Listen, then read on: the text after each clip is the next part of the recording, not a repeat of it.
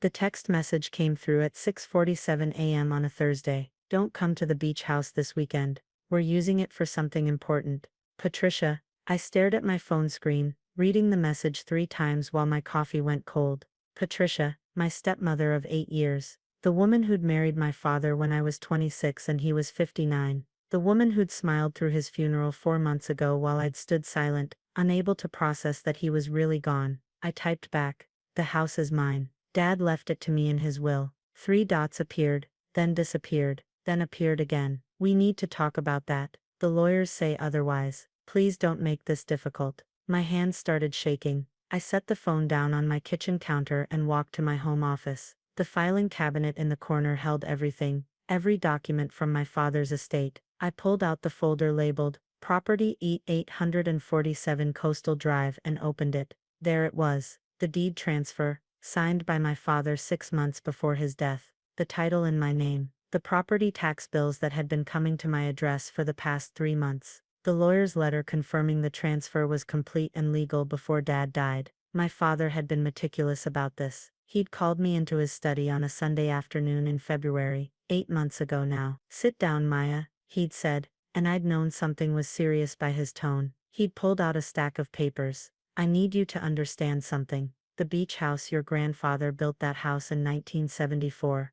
Your mother and I bought it from him in 1995, right after you were born. You learned to walk on that deck. Your mother painted the kitchen cabinets blue. That house is your history. I'd nodded, not understanding where this was going. Patricia is my wife, and I love her, but that house belongs to you. I've transferred the title into your name. I've paid off the mortgage. The property taxes are yours to handle now, but there's an account set up to cover them for the next 10 years. I need you to keep this house. Promise me. Dad, why are you promise me, Maya? I promise. He died of a sudden heart attack 3 months later, on a Tuesday morning while reading the newspaper. Patricia had called me, screaming into the phone, and I'd driven to the hospital in a daze that hadn't fully lifted even now. I picked up my phone and called my father's estate attorney, David Morrison. Maya, he answered on the second ring. I was about to call you. Patricia is saying the beach house is hers. A long pause. She's filed a challenge to your father's estate distribution. She's claiming undue influence and questioning your father's mental capacity when he transferred the property. My stomach dropped. He was completely sound. He had a physical 2 weeks before the transfer. His doctor.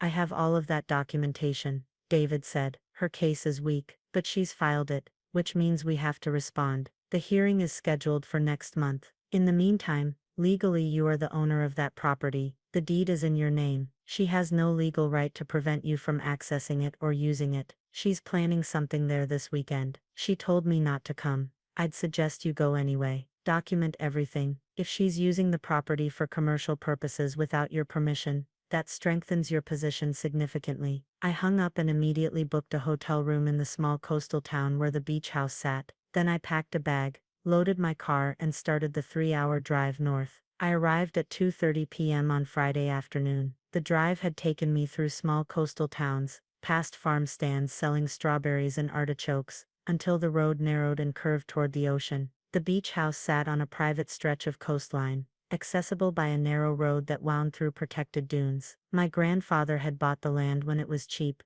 back in 1974, before anyone realized how valuable beachfront property would become, before the Coastal Commission existed, before environmental regulations and building restrictions. He'd been a contractor, and he'd built the house himself over the course of 2 summers, working weekends and evenings after his regular jobs. The property was worth over $3 million now, according to the recent appraisal David had ordered for the estate proceedings, but its value to me had nothing to do with money. 3 white vans were parked in the circular driveway. 2 bore the logo Elegant Events Catering, and 1 said Oceanside Party Rentals. A man in khaki work pants was unloading white folding chairs from the rental van, stacking them on a dolly. Another worker was measuring distances on the lawn, marking spots with small flags. I could hear hammering from somewhere behind the house. I parked on the street and walked up the driveway. The house looked the same, weathered cedar shingles, wrap-around deck, tall windows facing the ocean, but the lawn was covered in white tents, and someone had hung strings of lights from the deck railings. Patricia emerged from the front door, her phone pressed to her ear. She was 52,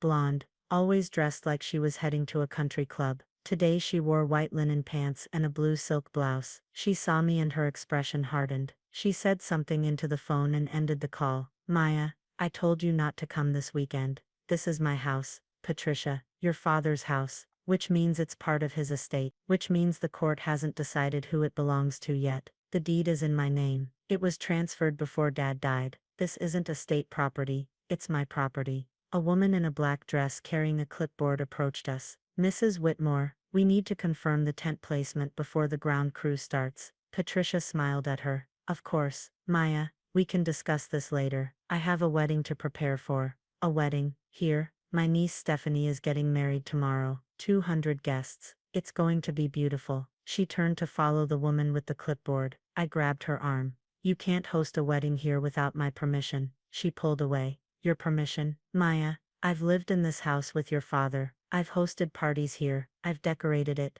maintained it. You visit twice a year. A judge is going to see that I'm the one who actually treats this like a home. Dad transferred the deed to me specifically because he wanted me to have it. He told me about Mom, about my childhood here. Your father was ill. He wasn't thinking clearly. The transfer happened right before he got so much worse. He had a heart attack, Patricia. He was fine until he wasn't. The transfer was 6 months before he died, when he was completely healthy. She smiled, but it didn't reach her eyes. We'll let the lawyers sort it out. Meanwhile, my family is using this house tomorrow. You can stay if you want. There's a hotel 20 minutes away that has vacancies. She walked away, talking to the event coordinator about table arrangements. I stood there, anger building in my chest, and pulled out my phone. I called David Morrison again. She's hosting a wedding here tomorrow. 200 guests. Commercial catering company. That's actually perfect, David said. Does she have proper permits? I have no idea. Coastal properties require special event permits,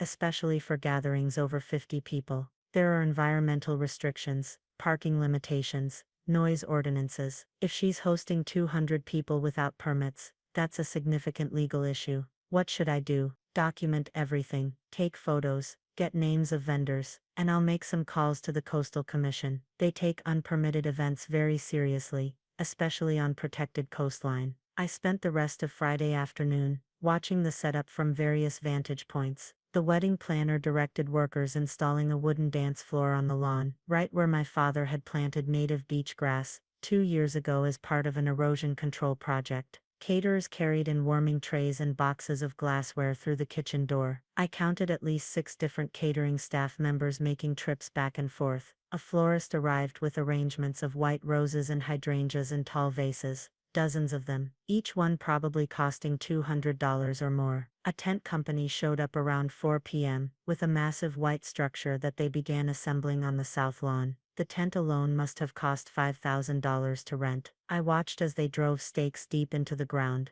stakes that would damage the lawn, that would require repair work afterward. Patricia ignored me completely, moving through the house like she owned it. She directed the florist to place arrangements in the living room, on the dining room table, along the deck railing. She checked the bathrooms to make sure they were stocked. She tested the outdoor speakers that someone had installed near the deck. At one point she stood in the middle of the living room with the wedding planner, both of them looking at a diagram on a tablet, discussing guest flow and table arrangements. I took photos of everything on my phone, the vendor trucks, the permits taped to the kitchen window, or rather the spaces where permits should have been, the equipment being unloaded, the stakes being driven into the lawn, the commercial activity happening on my residential property. Around 5 p.m., I walked inside and found Patricia in the kitchen, my mother's kitchen, with the blue cabinets Mom had painted when I was 6. Patricia was arranging wine glasses on the counter, dozens of them in neat rows, while a caterer checked the oven temperature. You need to cancel this wedding,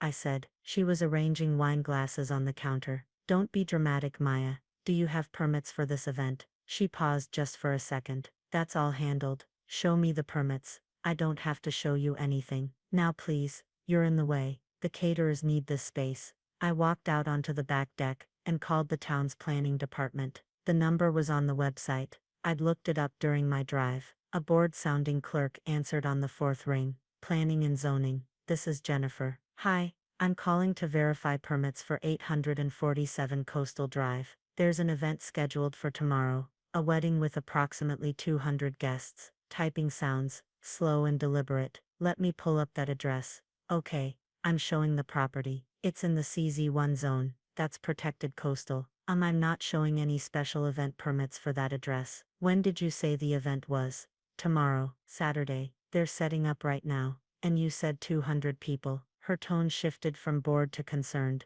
Hold on, let me check the system again. Sometimes permits get entered under the applicant name instead of the address. Can you check under Patricia Whitmore? Whitmore.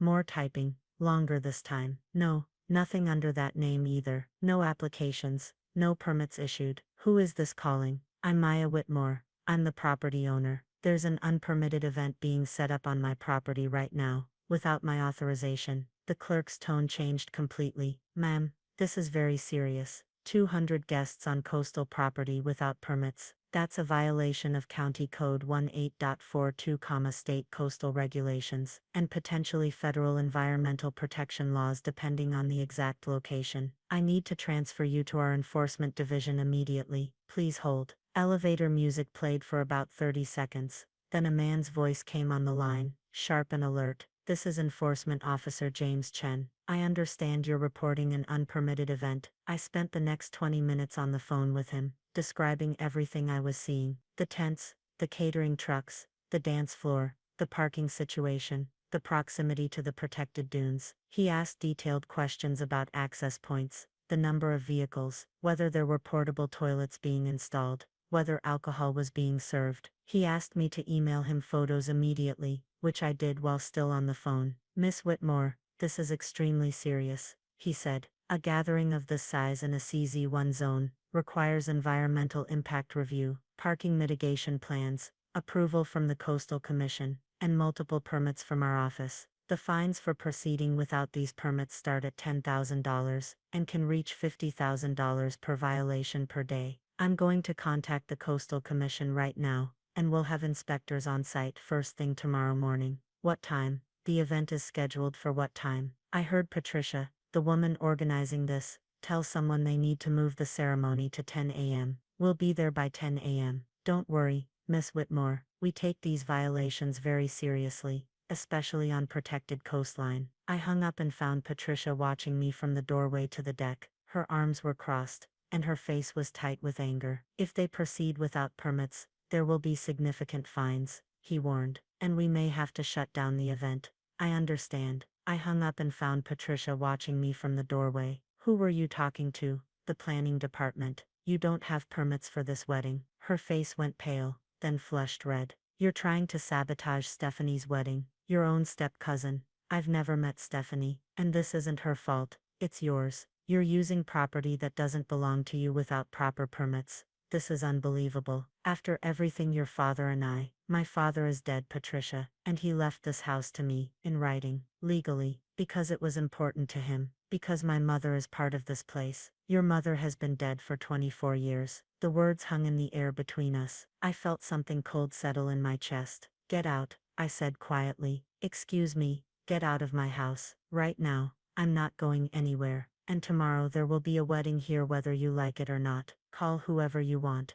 By the time anyone shows up it'll be over. She walked back inside. I heard her on the phone, voice sharp. We need to move up the timeline. Ceremony at 10 a.m. instead of 2 p.m. I drove into town and checked into the hotel. That night, I lay awake going through everything in my mind. The deed in my name, my father's clear intention, Patricia's determination to contest it. At 8:30 the next morning, I drove back to the beach house. The marine layer was just burning off, revealing blue sky. It was going to be a beautiful day, perfect wedding weather actually. Under different circumstances, it would have been a lovely event. The transformation was complete. White chairs in perfect rows facing the ocean, at least 15 rows of them with an aisle down the middle covered in white fabric, an arch covered in flowers at the end of the aisle, roses, hydrangeas and something purple I didn't recognize. Tables with white linen scattered across the lawn, each one with a centerpiece of flowers and candles. A bartender in a black vest was setting up at a long table near the deck, arranging bottles and glasses. A DJ was testing sound equipment under the tent. The house itself had been decorated too. White ribbon wrapped around the deck posts. More flowers in the windows. A sign near the driveway that said, "Welcome to Stephanie and Marcus's wedding," with an arrow pointing toward the lawn. Cars started arriving at 9:15, guests in summer dresses and linen suits, laughing and chatting as they walked toward the seating area. I recognized some faces: Patricia's sister Diane, who I'd met at my father's funeral, some of my father's business associates, Tom Henderson, who'd golfed with Dad, and his wife Susan, a few younger people who must have been friends of the bride and groom, no one I knew well enough to speak to, and no one who recognized me sitting in my car on the street. By 9:45, almost all the seats were full. I counted approximately 180 people, with more still arriving. A string quartet was playing something classical. Waiters circulated with trays of champagne. Patricia stood near the front row, wearing a lavender dress and a wide-brimmed hat, greeting people with hugs and kisses. At 9:50, a white limousine pulled up. A young woman in a wedding dress emerged, laughing, surrounded by 6 bridesmaids in pale blue dresses. The bride was pretty, early 20s, with dark hair and an elaborate updo. Her dress must have cost $5,000 or more, all lace and beading, with a long train. The bridesmaids fussed over her, adjusting her veil, fixing her train, taking photos with their phones. The photographer, there was a professional photographer too, I noticed, directed the bridal party into positions for pre-ceremony photos. The bride, the bridesmaids, the mother of the bride, Patricia's sister, all posed on the deck with the ocean in the background. I sat in my car, parked on the street where I had a clear view, and waited. My phone showed 9:58 a.m. At 10 o'clock, music started, Pachelbel's Canon, played by the string quartet. The guests stood, turning toward the back. The bride began walking down the aisle on an older man's arm, her father, I assumed. She was smiling, radiant, holding a bouquet of white roses. The groom stood at the altar under the flower arch, watching her approach, his face full of emotion. It was objectively a beautiful moment. I almost felt bad for what was about to happen. Almost. At 10:07, a white SUV with a government seal on the door pulled into the driveway. I recognized the county logo immediately. A man in a khaki uniform got out, carrying a clipboard and a tablet. He looked around at the scene, the tents, the cars parked along the street, the crowd of people, the commercial catering setup, and his expression hardened. Behind him another vehicle arrived, this one marked California Coastal Commission Enforcement in blue letters. A woman in a similar uniform emerged, also carrying documentation. I got out of my car, and walked up the driveway, staying back but visible. The uniformed man, I could see his name tag now, Officer J. Chen, approached the crowd just as the officiant, a man in a navy suit, was saying, "We are gathered here today to celebrate the union of Stephanie and Marcus, 2 people who have found in each other." "Excuse me," Officer Chen said. His voice wasn't loud, but it carried authority that cut through the romantic atmosphere like a knife. Everyone heard it. "I need to speak to whoever is in charge of this event, immediately." The music stopped abruptly. The cellist's bow actually scraped across the strings with an awkward screech. The officiant froze mid-sentence, his mouth still open. 200 faces turned toward the officer, confusion and alarm spreading through the crowd like ripples in water. I heard murmurs. "What's happening? Is everything okay? Who is that?" The bride stopped walking, halfway down the aisle, her father's arm still linked with hers. Her smile faded into uncertainty, then worry. Patricia came rushing over from where she'd been sitting in the front row, her wide-brimmed hat slightly askew from moving so fast. "What is this? What's going on?" "This is a private family event. You can't just interrupt a wedding." "Ma'am, I'm Officer James Chen, with the County Planning and Zoning Department." He showed her his badge, a gold shield in a leather wallet. "This is Inspector Linda Rodriguez, from the California Coastal Commission. We've received a report of an unpermitted special event on this property. We need to verify compliance with county and state regulations before this gathering can proceed." Patricia's face went through several expressions: shock, anger, fear, calculation, all in the space of about 5 seconds. She settled on indignant defensiveness. "We have permits. Of course we have permits. This is all completely legal. There must be some mistake." "Ma'am, we've checked the records thoroughly. There are no special event permits filed for this address. Additionally, this property is in a CZ1 protected coastal zone. Events of this size require environmental impact assessments, parking plans, noise ordinances compliance, and approval from multiple agencies. Can you provide documentation of any of these approvals?" The wedding planner handled all of that. She assured me everything was in order. Patricia turned, looking for someone in the crowd. Karen, get over here. A woman in a black suit rushed over from near the catering tent, her face already pale. Yes, Mrs. Whitmore. These officers say we don't have permits. You told me you handled all the paperwork. The wedding planner, Karen, looked from Patricia to Officer Chen to the crowd of guests. I submitted all the standard event paperwork to the vendors, the caterers, the rental company, the florists. Mrs. Whitmore, you said you owned the property and that all the property-specific permits were already in place. You said your family had been hosting events here for years and everything was grandfathered in. I never said grandfathered. I said we'd used this property before. Patricia's voice was rising, panic creeping in. Officer Chen held up his hand.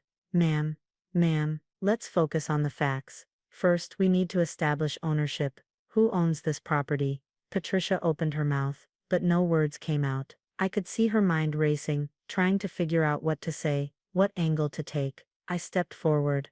I do, I said clearly. My name is Maya Whitmore. The deed is in my name. I'm the legal owner of this property. I pulled out my folder and handed him the title documents. He reviewed them carefully, then looked at Patricia. Mrs. Whitmore, do you have any ownership documents? It's complicated. There's an estate dispute, but you don't have documentation showing you own this property. My husband, did your husband leave this property to you in his will? Silence. Inspector Rodriguez stepped forward, pulling out her own tablet. Ma'am, you've organized a commercial-scale event on property you don't own, without proper permits, in a protected coastal zone. Let me be very specific about the violations we're observing here. She tapped her tablet, reading from a list. County Code 18.42 requires special event permits for any gathering over 50 people on residential property. That's a base fine of $5,000. State Coastal Act Section 30600 requires a coastal development permit for any event that could impact coastal resources.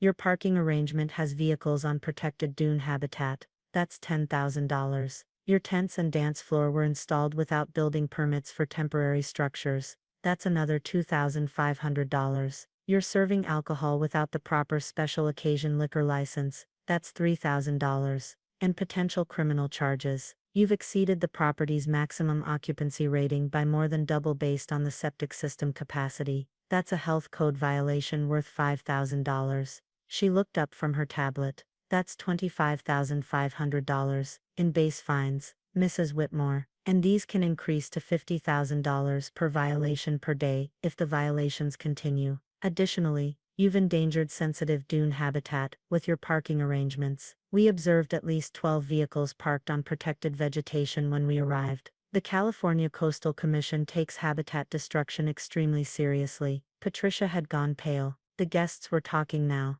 not bothering to keep their voices down. I heard someone say, "Did she say $25,000? The bride was crying, mascara running down her face. Her bridesmaids surrounded her, trying to comfort her while shooting angry looks toward Patricia. The groom stood awkwardly at the altar, his hand on the officiant's shoulder, clearly not sure what to do. Officer Chen was speaking to the caterers now, showing them documentation. I need everyone to begin packing up. This event is being shut down. All vendors need to vacate the property within 2 hours. Any guests need to leave immediately. One of the caterers, a man in his 50s wearing a white chef's coat, looked distressed. We've got $8,000 worth of food here, already prepared. Who's paying for that? That's between you and whoever contracted your services, Officer Chen said. But this event cannot proceed. The bride was crying now, her makeup running. Her bridesmaids surrounded her. Guests were standing, murmuring, pulling out phones. Yeah. Patricia turned to me,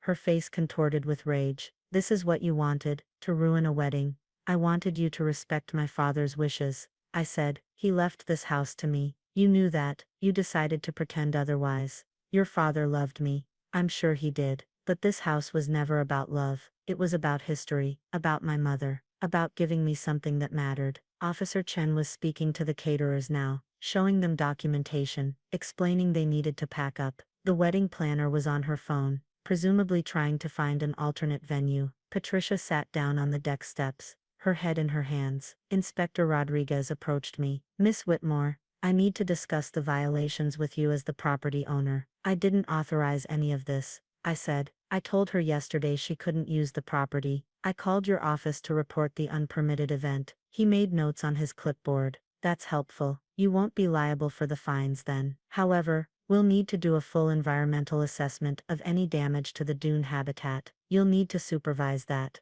Of course. He looked at the scene, the bride being consoled by her bridesmaids, guests filing out to their cars, caterers packing up expensive food that would go to waste. I'm sorry this happened, but permits exist for a reason. This property sits on a very fragile ecosystem.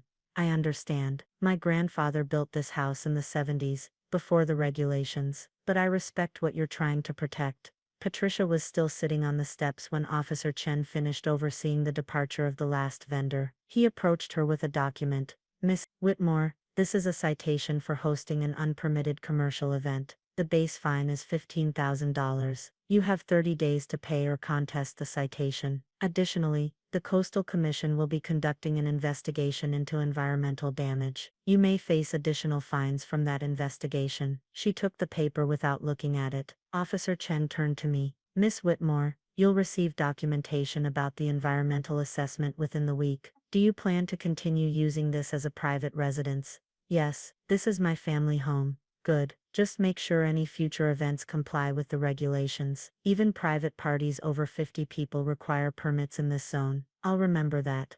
The officers left. Patricia and I were alone on the property, surrounded by the debris of a cancelled wedding, chairs still set up, flowers wilting in the sun, luminarias lining an aisle no one had walked down. You've ruined everything, Patricia said. I protected what my father wanted me to have. He wanted me to be taken care of. He loved me. Then he would have left you this house in his will, but he didn't. He transferred the deed to me 6 months before he died, while he was healthy and clear-minded. That wasn't an accident or confusion, Patricia. That was intentional. She looked at me with red-rimmed eyes. I helped him pick out the new deck furniture. I planted those roses by the gate. I made this place beautiful again after it had been sitting empty for years, and I appreciate that. But appreciation doesn't equal ownership. The legal fees for this estate battle are going to bankrupt me. Then drop the challenge. Accept what my father decided. Move on. I can't. Her voice broke.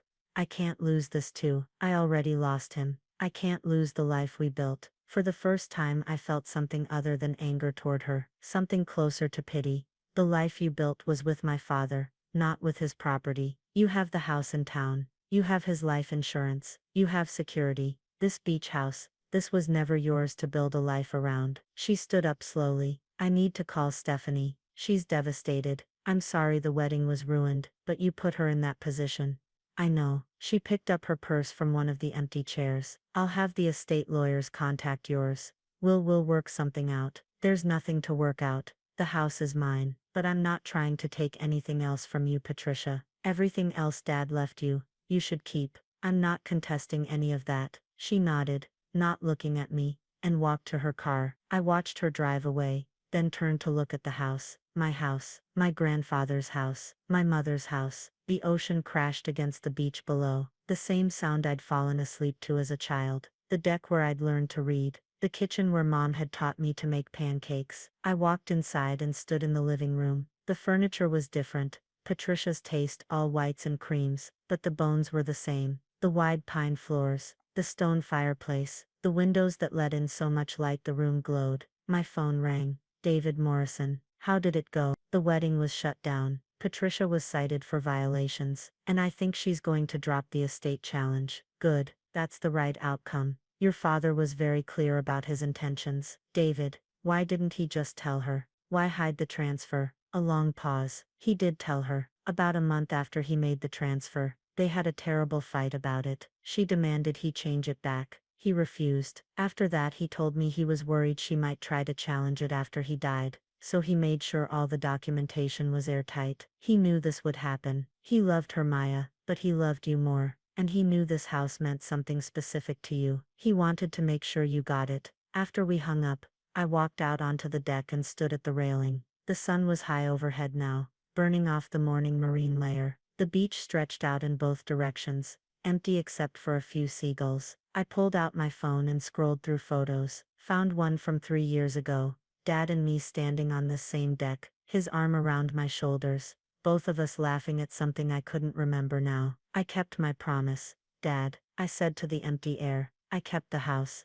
The wind off the ocean was warm, carrying the salt smell of the sea. Somewhere in the protected dunes, a bird called out. Below me, waves rolled in with their eternal rhythm. 2 weeks later, I received a formal letter from Patricia's attorney. She was dropping all challenges to the estate distribution. The beach house was legally and finally mine, without contest. I drove up the following weekend, with paint samples and a list of repairs the house needed. The blue cabinets in the kitchen were chipped and faded. I'd repaint them the same shade Mom had chosen in 1995. As I unloaded my car, I noticed someone had cleaned up from the wedding. All the chairs and tents were gone. The lawn was clear. A note was taped to the front door. Maya, I'm sorry. Your father would be proud of how you fought for what he wanted you to have. The house is beautiful, and I hope it brings you happiness. Patricia. I took the note inside and set it on the kitchen counter. Then I opened all the windows, letting the ocean breeze blow through the rooms, clearing out the stale air. This was my house now, not because I'd won a legal battle, but because my father had chosen to give it to me, because my mother's memory lived in these walls, because my grandfather had built it with his own hands. I stood in the kitchen and imagined hosting my own gatherings here someday, not 200-person weddings, but small dinners with friends, quiet weekends reading on the deck, maybe eventually teaching my own children to walk on these wide pine floors. The house had been worth fighting for, not because of its monetary value or its prime coastal location, but because of what it represented: continuity, memory, family history that ran deeper than legal documents or property deeds. I picked up a paintbrush and got to work on the blue cabinets, retracing the brushstrokes my mother had made 29 years before, keeping the promise I'd made to my father, keeping this house in the family where it belonged. Outside, the ocean kept its rhythm against the shore, constant and unchanging, witness to everything that had happened and everything still to come. The morning sun reflected off the Atlantic as I pulled my truck onto Sandpiper Lane. I could hear the machinery before I saw it, the rumble of diesel engines, the warning beeps of heavy equipment backing up, men shouting over the noise. Our family's beach house sat at the end of the street, a weathered 2-story structure that had survived hurricanes, nor'easters, and 60 years of salt air. Gray shingles, white trim, a wraparound porch that faced the ocean. My grandfather built it in 1964, back when this stretch of Cape Cod coastline was still affordable for a union electrician and his young family. Now, a yellow bulldozer sat in the driveway, its engine idling. An excavator was positioned near the side of the house, its arm extended toward the roof. 3 men in hard hats stood near a white pickup truck, looking at blueprints spread across the hood, and my brother Tyler stood in the middle of it all, clipboard in hand, pointing at different sections of the house like he was directing a movie. I parked across the street and got out slowly. The wind carried the smell of diesel fuel and disturbed earth. Someone had already torn up the garden, where my grandmother grew tomatoes every summer for 40 years. Tyler saw me and his face split into a triumphant grin. He walked over, boots crunching on the gravel driveway, finally decided to show up. He called over the machinery noise. Thought you might want to see this, though I know you never cared about this place anyway. I didn't respond, just leaned against my truck and watched. This dump is coming down today, Tyler announced loudly, making sure the crew could hear him. Should have happened years ago. Foundations shot, roof's a disaster, whole thing's a liability. I got a buyer lined up for the land. Developer wants to put up a proper house here. Something actually worth the real estate. One of the crew members approached Tyler. We're ready to start on the east wall. You want us to go ahead? Absolutely, Tyler said. Let's get this eyesore off my property. The crew member nodded and walked back toward the excavator. I pulled out my phone and made a call. It rang twice. Harborview Zoning Department, a woman's voice answered. This is David Morrison, I said calmly. I'm at 47 Sandpiper Lane. There's active demolition happening on my property without permits. I need an inspector here immediately. Tyler was still talking to another crew member, gesturing at the house. He hadn't noticed my phone call. We have your complaint on file from yesterday, the woman said. Inspector Martinez is already en route. Should be there in approximately 10 minutes.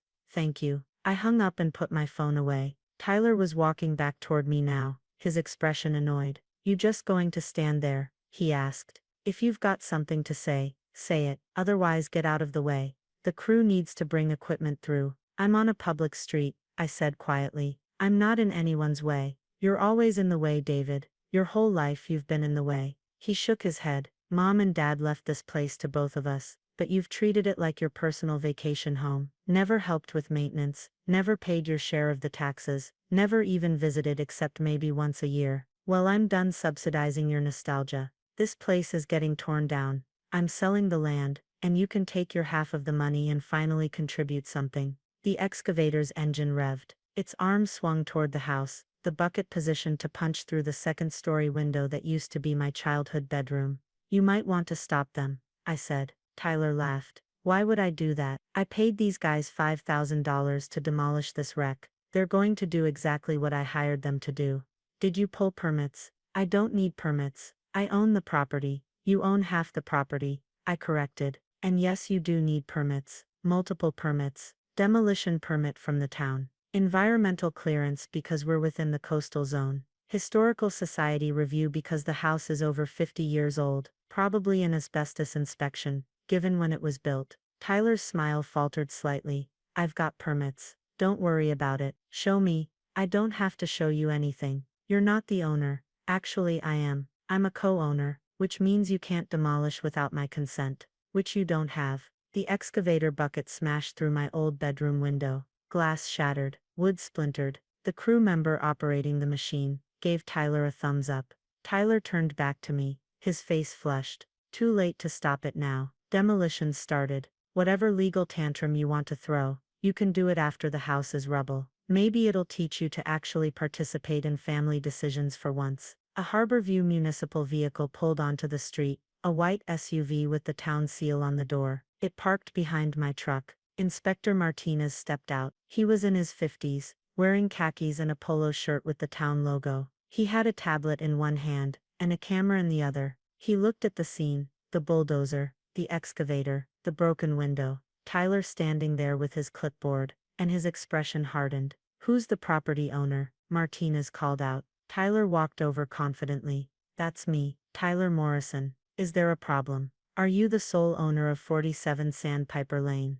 My brother and I inherited it, but I'm handling the sale and demolition. Do you have a demolition permit for this property? Tyler hesitated. It's being processed. I submitted the application 2 weeks ago. Being processed means you don't have it yet. Martinez started taking photos of the machinery, the damaged window, the torn-up garden. Did you receive written approval to begin work? I was told it was just a formality. The house is a wreck. There's no reason to delay. You need a permit before you start demolition. That's not a formality. That's the law. Martinez turned to the crew. Shut it down. All equipment off. Nobody touches this structure until I say otherwise. The crew members looked at Tyler, confused.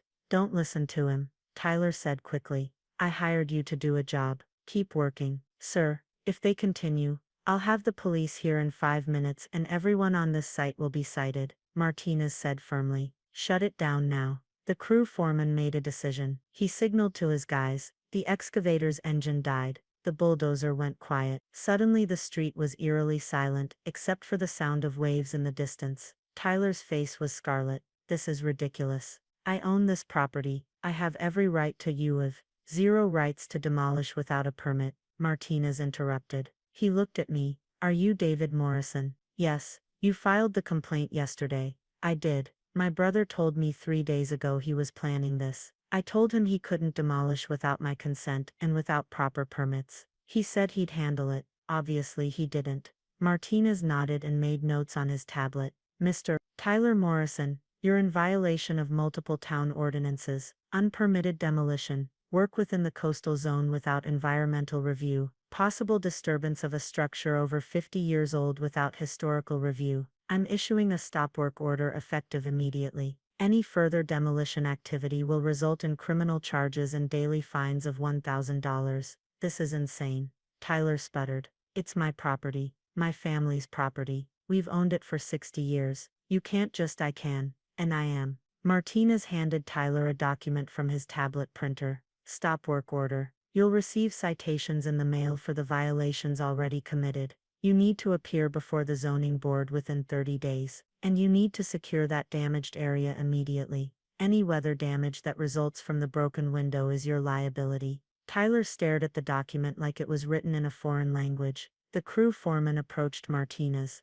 Sir, we were hired for a legitimate job. We had no idea there were permit issues. Are we clear to leave? You're clear, Martinez said. But I'd recommend you verify permits before starting any demolition jobs in this town going forward. Understood. The foreman turned to Tyler. We're going to need full payment before we go. Contract says payment on arrival if the job gets canceled. The job's not canceled, Tyler said desperately. This is just a temporary delay. Come back tomorrow. And no, sir, we're not coming back without seeing permits. And per our contract, you owe us $5,000 for mobilization, and the work we did. You barely did anything. You broke one window. We brought equipment, crew, insurance, everything. Contract's clear. The foreman crossed his arms. $5,000, or we file a lien against the property. Tyler looked at me like this was somehow my fault. Are you happy now? Are you satisfied?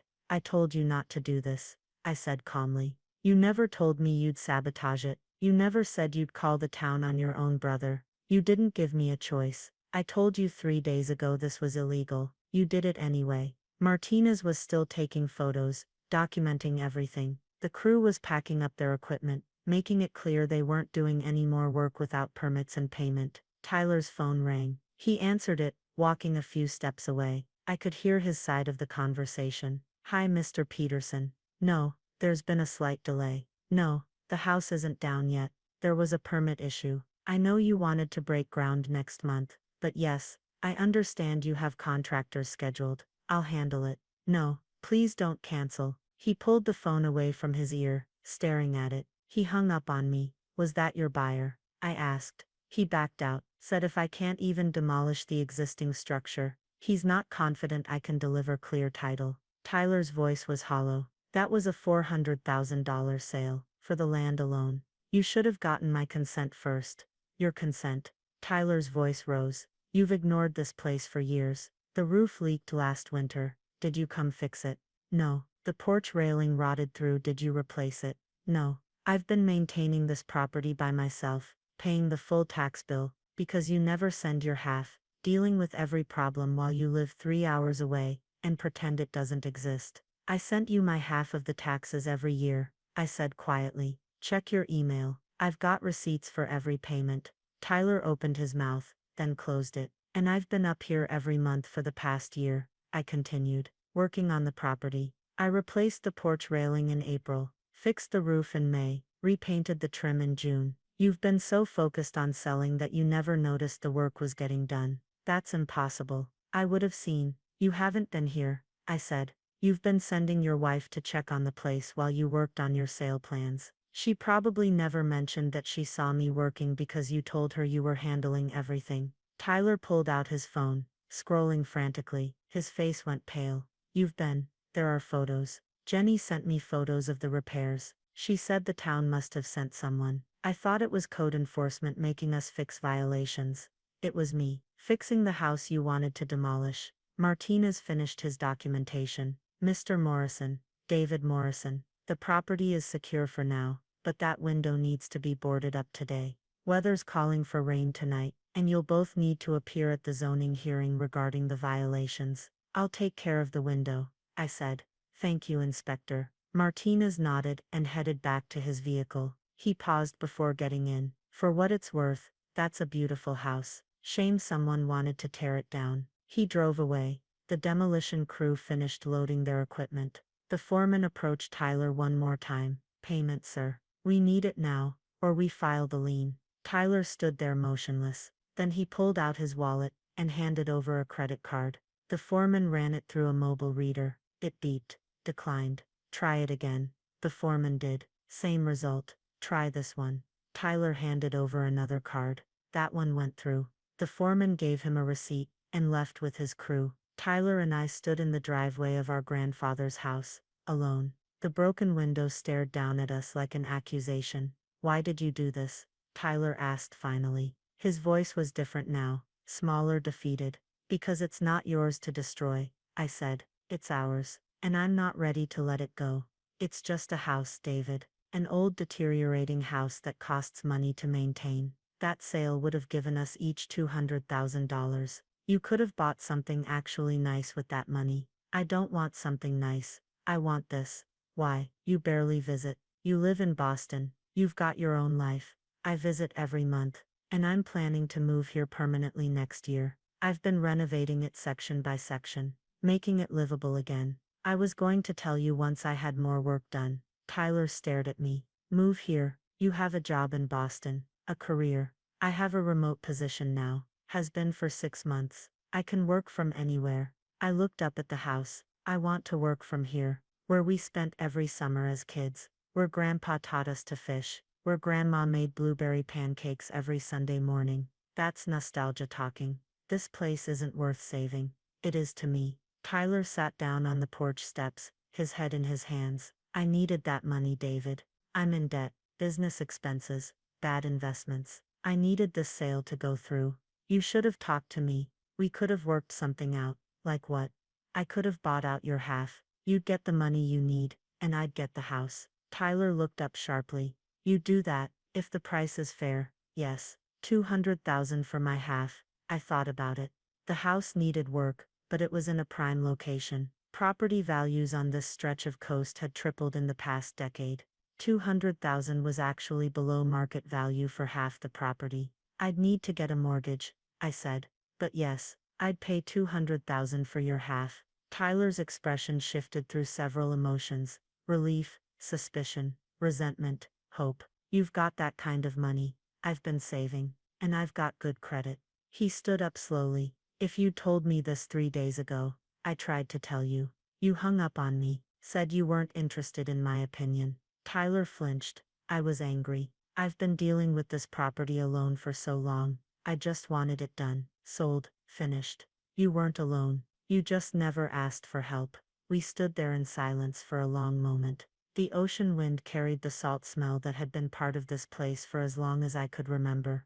I still need to board up that window, I said. I've got plywood in my truck. I'll help you, Tyler said quietly. We worked together for the next hour, measuring, cutting, securing plywood over the broken window. It wasn't perfect, but it would keep the weather out until I could replace the glass. As we finished, Tyler's phone rang again. He glanced at it and declined the call. Who was that? I asked. My wife, probably calling to ask how the demolition went. He pocketed the phone. I'll tell her later, after I figure out how to explain this mess. Start with the truth. You tried to sell property you couldn't legally sell, and it backfired. That's not going to go over well. Probably not, but it's better than lying about it. Tyler nodded. He looked exhausted. Those zoning violations, how much trouble am I in? Depends on the board. Probably fines. Maybe community service. Definitely lawyer fees if you fight it. I can't afford lawyer fees. Then don't fight it. Show up, apologize, pay the fine, move on. He laughed bitterly. Easy for you to say. You're not the one who just blew $5,000 on a canceled demolition and lost a $400,000 sale. You'll recover. Once I buy you out, you'll have the money you need. If you buy me out, if your mortgage goes through, if the bank approves it, it'll go through, I said. I've been pre-approved for months. I was just waiting for the right time to make the offer. Tyler looked at the house, really looked at it, maybe for the first time in years. You really want to live here, full time? I do. Why? It's isolated. The nearest grocery store is 20 minutes away. The internet's terrible.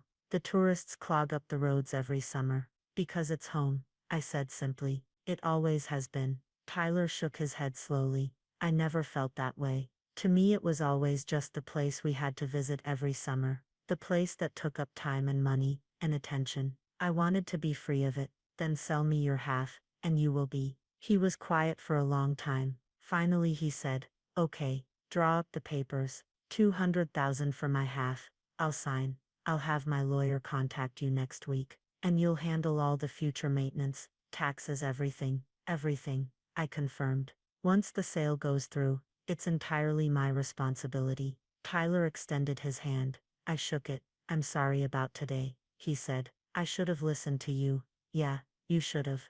But I still think you're crazy for wanting this place. Maybe. But it's my kind of crazy. Tyler left a few minutes later, driving away in his truck with the trailer he'd planned to use for hauling debris. I stayed at the house as the afternoon faded into evening. I walked through the rooms, noting everything that still needed repair. The bathroom tiles that were cracking, the kitchen cabinets that needed refinishing, the hardwood floors that needed sanding and staining. It was a lot of work, but it was worth it. My phone buzzed. A text from my girlfriend Lauren. How did it go? Did you stop him? I replied. Crisis averted. House is safe. Tyler agreed to sell me his half. Her response came immediately. That's amazing. When can I see it?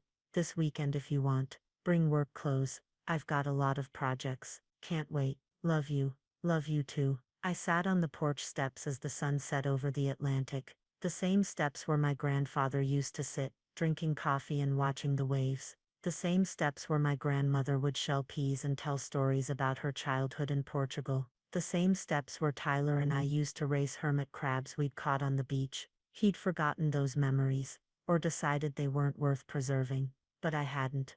This house wasn't just wood and nails and shingles. It was 60 years of family history. It was the sound of my grandmother's laugh, the smell of my grandfather's pipe tobacco, the feeling of belonging somewhere completely. Tyler had tried to erase all of that for $200,000 and a clean break from responsibility. He'd failed. The house would stand. The memories would continue. And next summer, maybe there'd be new memories.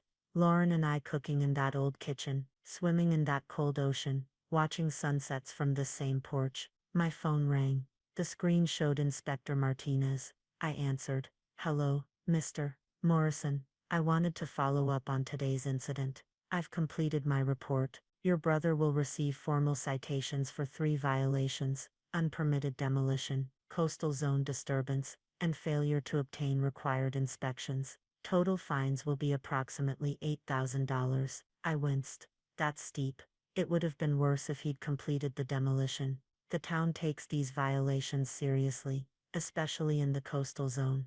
Environmental damage can be irreversible. I understand. There's one more thing. Because the structure is over 50 years old, the Historical Society has flagged it for review. They're considering landmark status protection, which would prevent any future demolition, without their approval. Would that apply even after I buy out my brother's half? If they grant landmark status, yes, you'd still own it fully, but demolition would require Historical Society approval, which is rarely granted. I smiled. That's fine with me. I'm not planning to demolish anything. Good.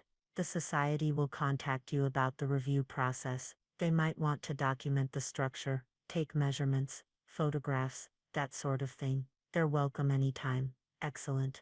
Have a good evening, Mr. Morrison. You too, Inspector. And thank you for responding so quickly today. Just doing my job. Protecting the town's resources, including its history. After he hung up, I sat there thinking about landmark status. Tyler would be furious when he found out. It would make the property even harder to sell in the future, more regulated, more complicated. But I didn't care.